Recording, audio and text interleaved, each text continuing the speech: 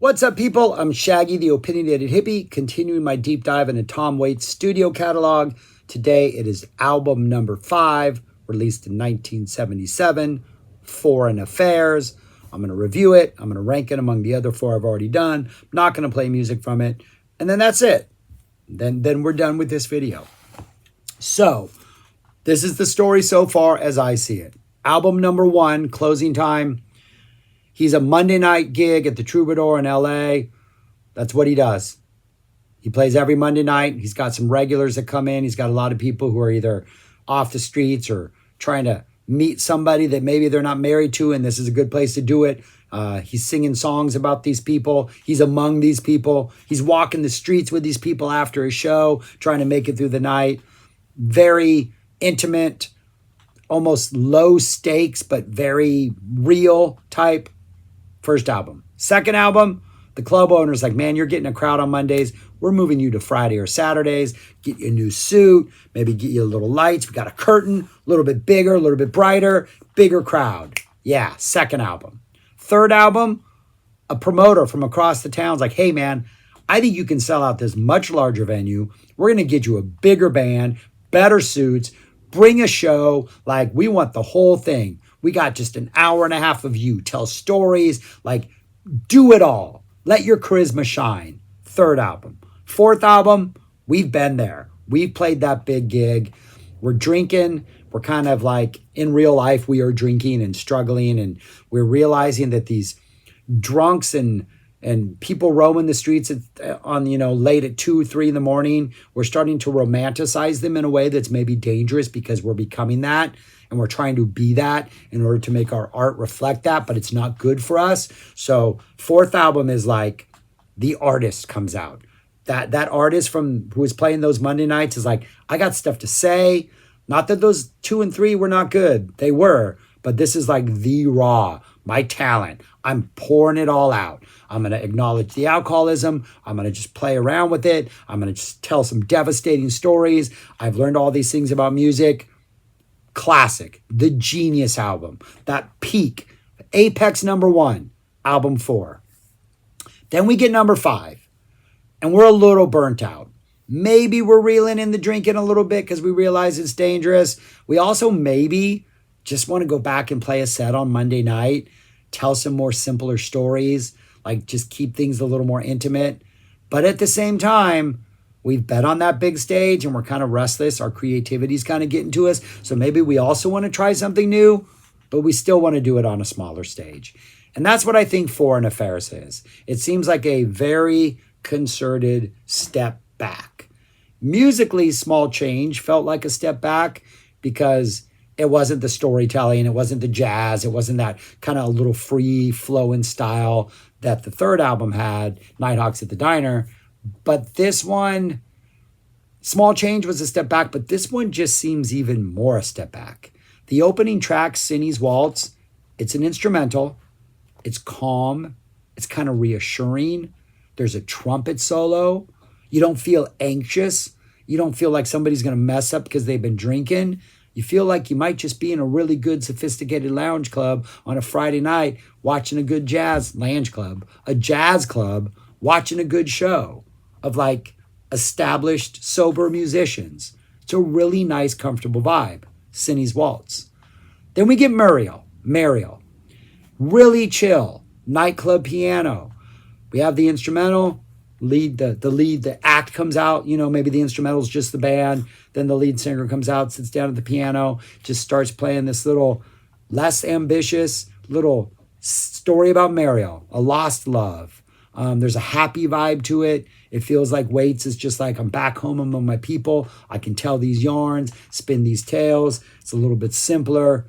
Don't have the bright lights. Nobody's recording this for a live show. There's just something a little more like, let's step back a little. Like I want to say for each of the first 4 albums, we went forward. For the most part, we're going backwards on this album, back to a safer spot. Though, when we do try to be a little more ambitious, it doesn't work. We'll get to that in a while. I Never Talk to Strangers. Maybe doesn't work. It's kind of fun. It's a duet with Bette Midler. It's kind of weird. he kind of hits on her and she's like, never talk to strangers. What makes it think I'm going to talk to you first? Like, she's got sass. She is not happy. She is standing up for herself. But then over the course of the song, she kind of convinces herself that maybe she's no different than he is. So yeah, maybe we can talk. Interesting little song, kind of weird. It also feels a little lounge acty, like, you know, they're on the other side of the stage kind of shooting fingers at each other. But it also feels safe. It just, not necessarily that he's taking chances, but he's just found somebody he can like pal around with. He's testing out different waters. It's an interesting side of Waits. Fun, not epic. Then we get a medley that is absolutely killer. Maybe the highlight of the album. Jack and Neil, which is an original song, into California Here I Come, which is a cover. Really, what is this? This is just some nice blues, jazz, almost like some scat singing in here. We got that raspy Tom Waits coming in there. We got that sort of Kerouac, Hep Cat cool vibe, that California Here I Come, leaning right into On the Road, leaning right into some Kerouac there as a cover at the end. This is just Waits's sort of loose storytelling swag that kind of like, it almost seems like Sidney Waltz is like, I'm putting forward this happy face. Mariel's like, we're keeping things simple. And then I Never Talk to Strangers. Maybe Waits is having fun a little bit more because he's got Midler to feed off of. Then this medley is like, oh yeah, I remember what I'm really good at. And that's this kind of stuff. So let's just dabble in this for a while. So let's get back to like what we know we can do. And then it kind of gets better after that. A Sight for Sore Eyes. One of those woozier, raspier Waits' sort of piano ballads. Quotes Auld Lang Syne at the beginning of it. It's a melody that could have fit anywhere on his initial album. It's just got that simpler, more bare bones, skeletal, piano voice, hanging out at a bar, reminiscing, toasting about things. Fantastic song. The last song on side A, the best song on side A. And it's really kind of a cool little journey. Instrumental, set the tone. Muriel's a little bit safe, but it's still kind of, intimate, really good songwriting. Fun, I Never Talk to Strangers. Hey, remember what we do really well? That jazz, hip, cat, cool Kerouac thing. And then, hey, I'm also now can write another just ballad that tears at your hearts. That is maybe the best thing on this album. Something kind of drunker and raspier and woozier. Side A, fun side. And then we get really the only misstep on here, at least for me, 8 minutes of a song called Potter's Field. And he tries to go almost big theatrical show vibe, almost like you were like I can imagine like the music video for this that has these big Panavision? What was that? The big vision in the 50s when they would film the Westerns in? Was it called Panavision? Whatever that was. Panorama Vision? That's not right. But whatever they used to call it. You can see these big landscapes where just like the music comes in and it's meant to be grander and theatrical. And then Waits comes in with that sort of, raspy storytelling type vibe. But we keep going back into the orchestration. And for some reason, the orchestration kept reminding me of Peter and the Wolf. And that orchestration, particularly, I think it's, it's not Sasha the duck, because she's like all slow, right? Maybe it's Yvonne the cat sort of creepiness, but it reminds me of that, and that's not necessarily good. Yes, it's ambitious, but I don't think it really works. It's kind of, the story itself is this sort of noir tale. There's a character named the Nightstick that keeps popping up. There's kind of a nice little sax break at the end. I think it would have been better had it just been simpler. I think the lyrics are telling a story this probably could work if the musical setting wasn't just, it's like a bad noir film with a great screenplay. It's just the screenplay wasn't translated to the screen in a well way. I don't know, it's frustrating. I kind of wish it was the last song. I think it kind of ruins the middle of the album. But then he comes back with Burma Shave. Piano, intimate, character-driven type tale, absolutely wonderful. Absolutely, I think it's just his voice and a piano. I think maybe there's some light percussion, but I don't think there is. I think that's all it is. And it just blows the orchestrated Potter's Field just out of the water. Like, it's just an absolute stunner. He doesn't need anything. He just needs a piano.